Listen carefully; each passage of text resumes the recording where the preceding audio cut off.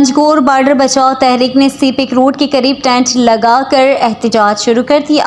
इतवार का नौबत लिस्ट जारी न होने की सूरत में सीपेक को हर किस्म की ट्रैफिक के लिए बंद कर दिया जाएगा। बॉर्डर बचाओ तहरीक के रहनुमाओं सऊद दाद, नजीब सलीम और दीगर ने मीडिया के नुमाइंदों से गुफ्तगू करते हुए एसी पंजगोर जाहिद हुसैन चाहवानी और मेजर लिविस की जानिब से एहतजाजी शुरा से मुज़ाकरात ताहम बॉर्डर बचाओ तहरीक ने मुतालबात की मंजूरी तक एहतजाज जारी रखने का ऐलान कर दिया।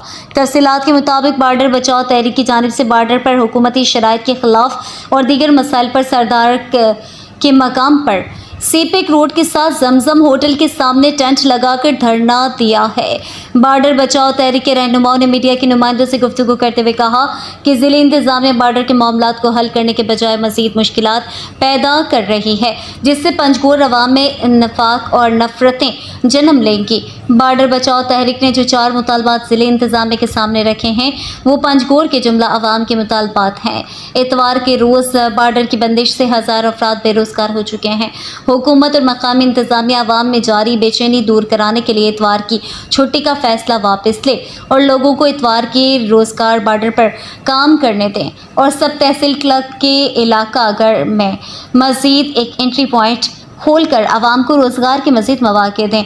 उन्होंने कहा कि हम जो 4 डिमांड ज़िले इंतज़ामिया को पेश कर दिए हैं इन पर अमल दरामद होने तक एहतजाज जारी रहेगा।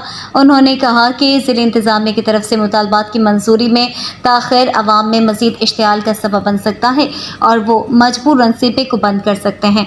उन्होंने कहा कि अब तुफलो तसल्लियों पर काम आगे नहीं बढ़ेगा।